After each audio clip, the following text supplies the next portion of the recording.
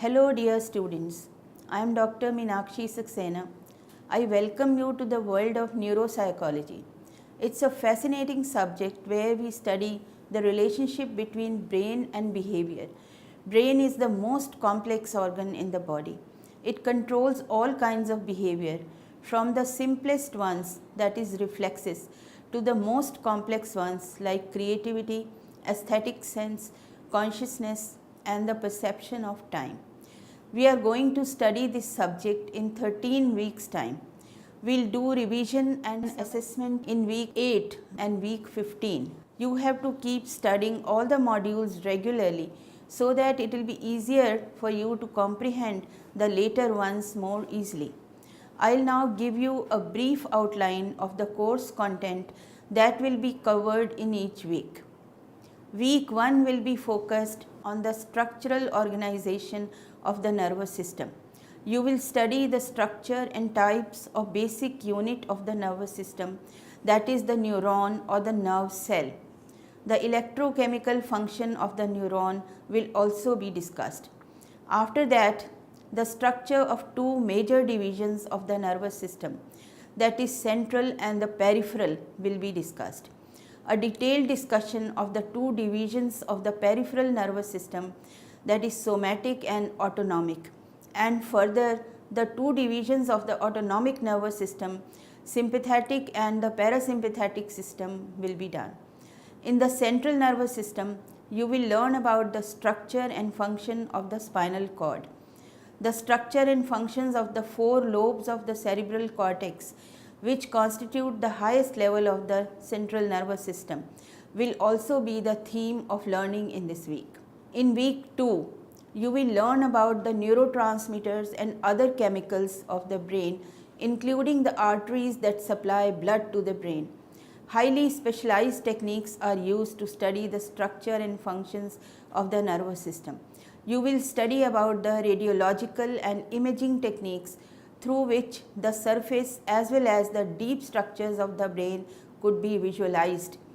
The histological method involves observation and imaging of the thin layers of the brain tissue, for which it has to be prepared for microscopic examination. It is performed by taking the brain tissue out, so the animal will have to be sacrificed.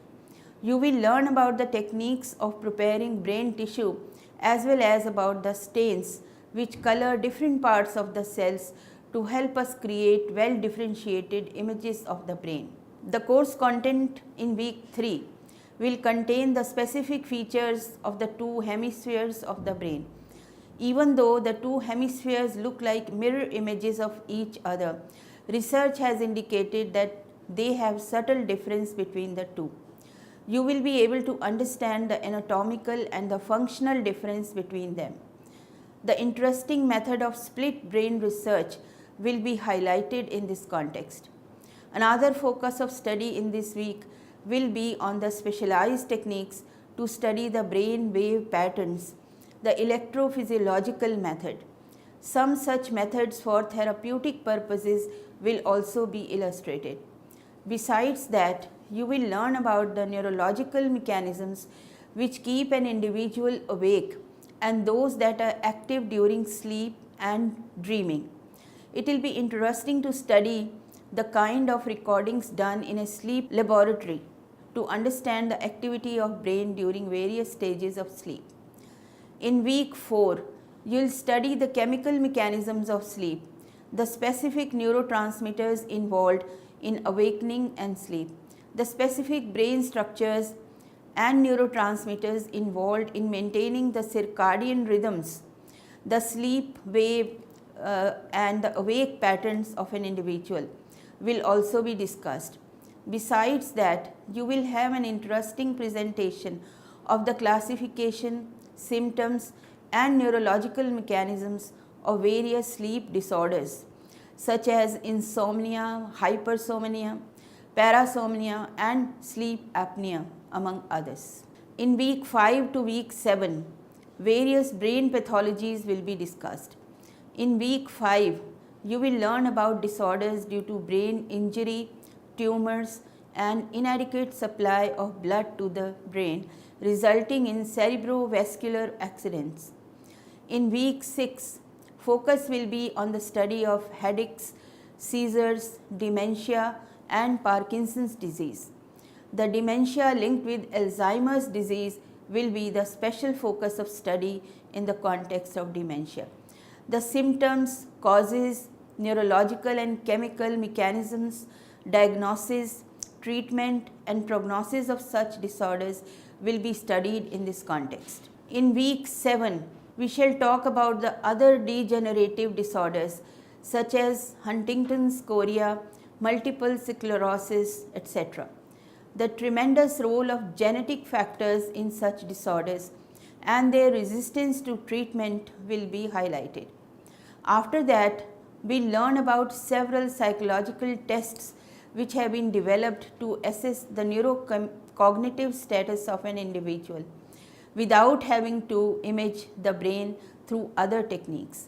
The importance of learning about and application of such tests is that the results of such tests hint at the possible site of damage on the brain, which can later be confirmed by other sophisticated imaging methods. Week 8 will be devoted to revision and assessment of what we learnt in the first 7 weeks. We'll begin week 9 with the brainstem reticular activating mechanisms of the brain and the neurological mechanisms that control the attention and perception processes of the individual. Week 10 will be devoted to the study of the functions and syndromes of the frontal cortex and the neural mechanisms which support the process of reading, neural mechanisms of dyslexia, and those maintaining motivational processes will also be discussed.